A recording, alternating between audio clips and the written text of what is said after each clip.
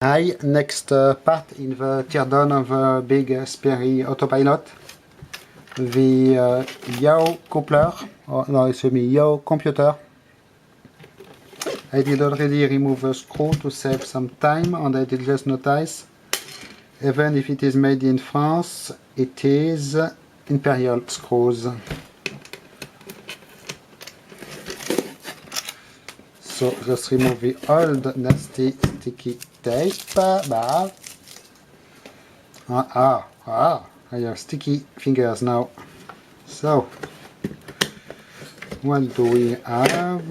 We have some electromechanical goodness, it seems. And this part will not come off. It looks, I need to remove more screws. So let me remove quickly the screws. So we have here some electromechanical computing, it seems, with synchro resolvers, generator synchro resolvers. Must be doing some computing of some flavor. I will check if I can find any data on this system on the web, but usually it is not easy. So here we are.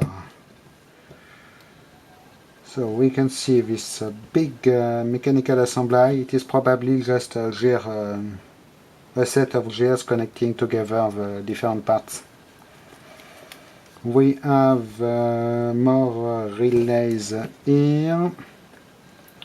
There is a built-in connector here, so it seems this can be removed and replaced. But I do not know if I will open it because I do not want to mess with it. And yes, indeed we can see the insides here. There is a little hole and I can see gears. So it is just gears connecting the parts together.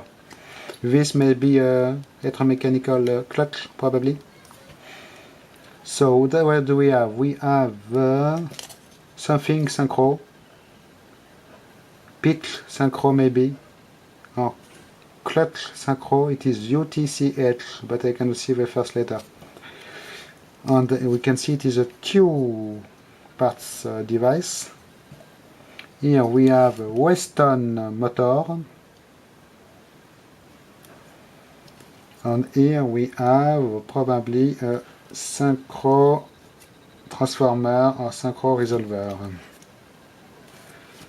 We have so it is called servo assembly, serial number 466.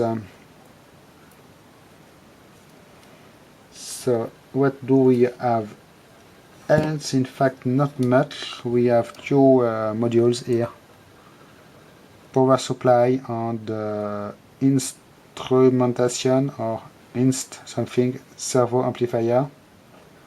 We have a nice Sprague shielded body capacitor here, and we have two Texas Instruments transistors. They are 2N1050A, date code of 1968. So yes, it is late 60s. And by the way, it seems this transistor has a very weird package, because look here, you have a golden screw probably keeping the transistor case in place, so it must be part of the transistor case. And back here we can see the three golden legs for the transistor. And of course, always the nice wirings. A few more parts back here, but nothing special. You can see the frame of this part, the folded aluminum parts. And of course, the most interesting part is this. quite impressive, but I think there is another one, maybe one of the other modules, or maybe I am confusing with something else, not sure. We will see anyway. So, thanks for watching, bye bye.